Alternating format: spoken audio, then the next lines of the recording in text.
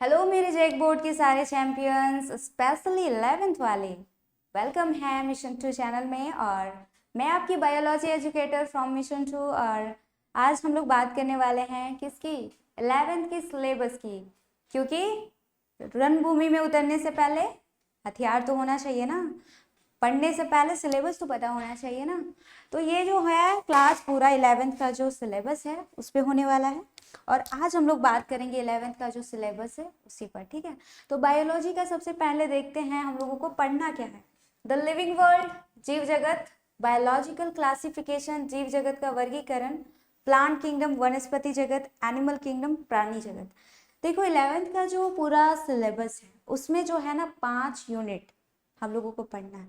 पहले यूनिट में जो है ये 4 चैप्टर हम लोगों को पढ़ना है, ठीक है। हमारे जो 4 चैप्टर हैं, वेट अ सेकेंड,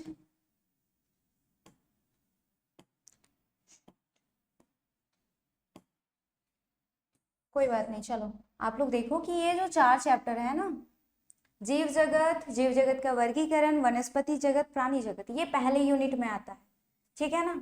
जिसको कवर कब करना था, जून में, जून तक इन चारों को, अप्रैल से जून तक इनका क्राइटेरिया था, ठीक है।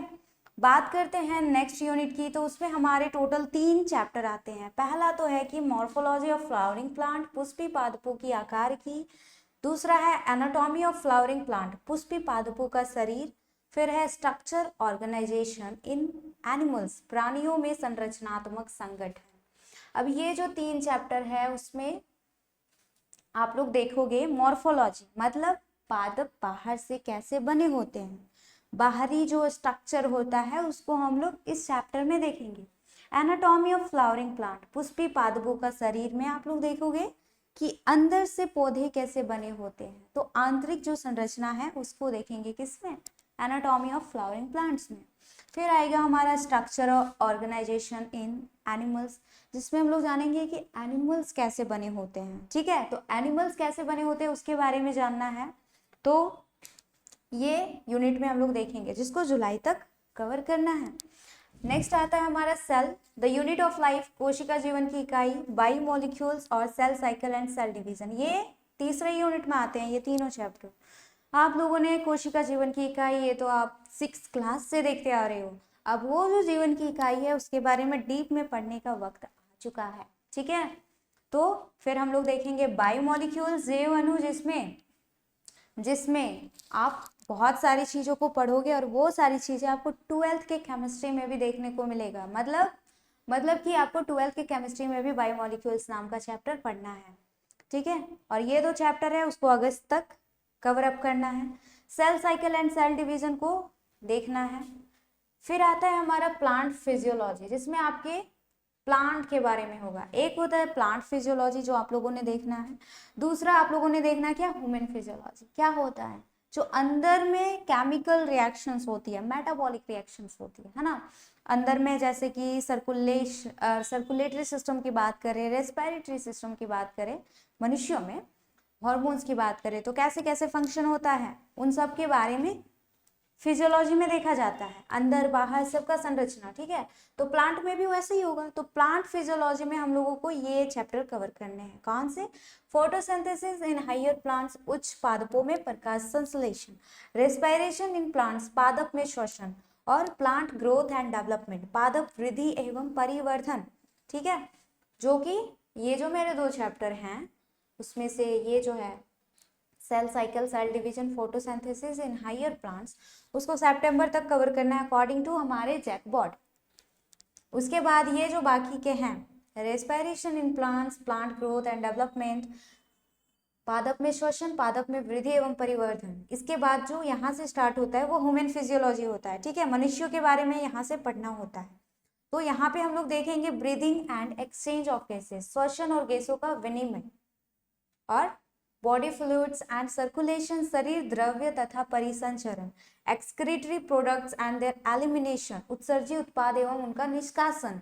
फिर देखेंगे लोकोमोशन एंड मूवमेंट, गमन एवं संचलन।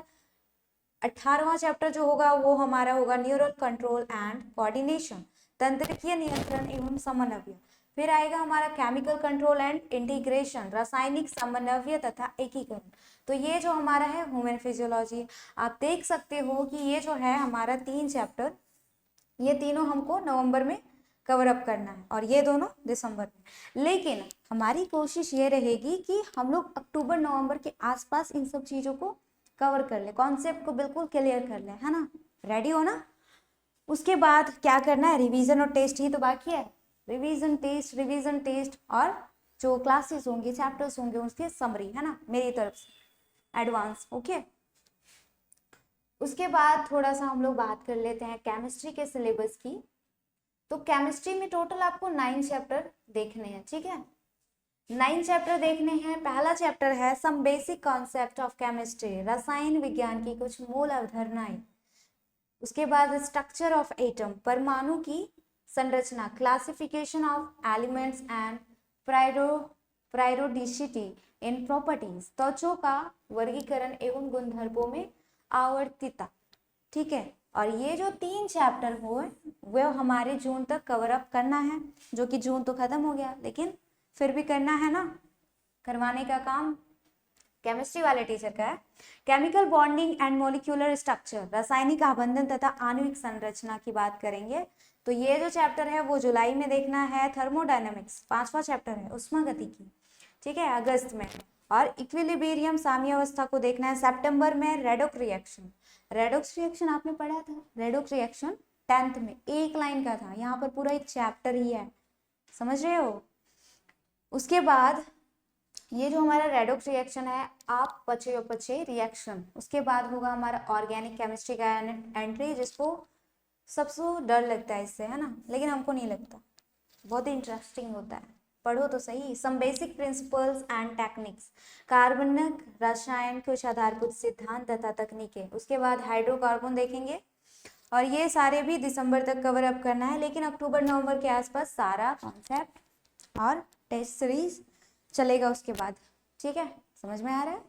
देखो, तो ये सब चीजें हैं सिलेबस में, तो आपको लर्निंग मूड ऑन करना है, फोकस मूड ऑन करना है, डायरेक्शन सही वे में लेके चलो अभी, क्योंकि देखो जून तो खत्म हो गया, बचा कितना है, 6 महीना, उसमें भी दिसंबर हटा दो, 5 महीना, ठीक है। और उन 5 महीनों में आने वाले हैं त्योहार, फोकस चाहिए ना, अभी से ही लग जाओ, ठीक है। तो इन सब में जो हमारा है,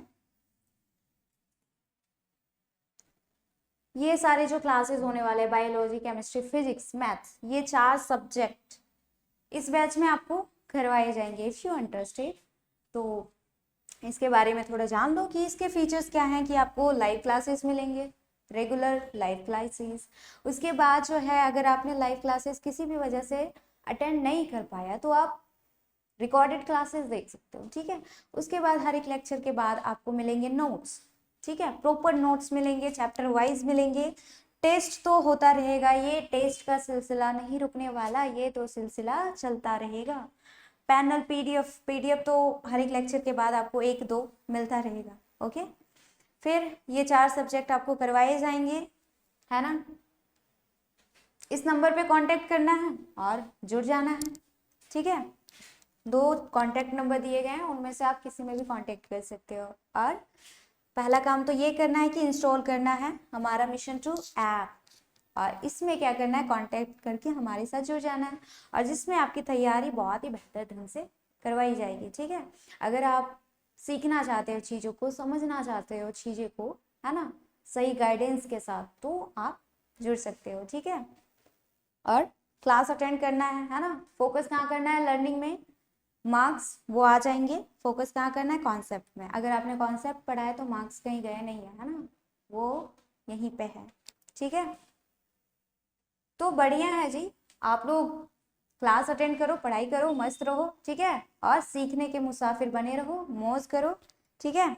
मिलते हैं हमारे क्लासेज में, ठीक है, सी यू।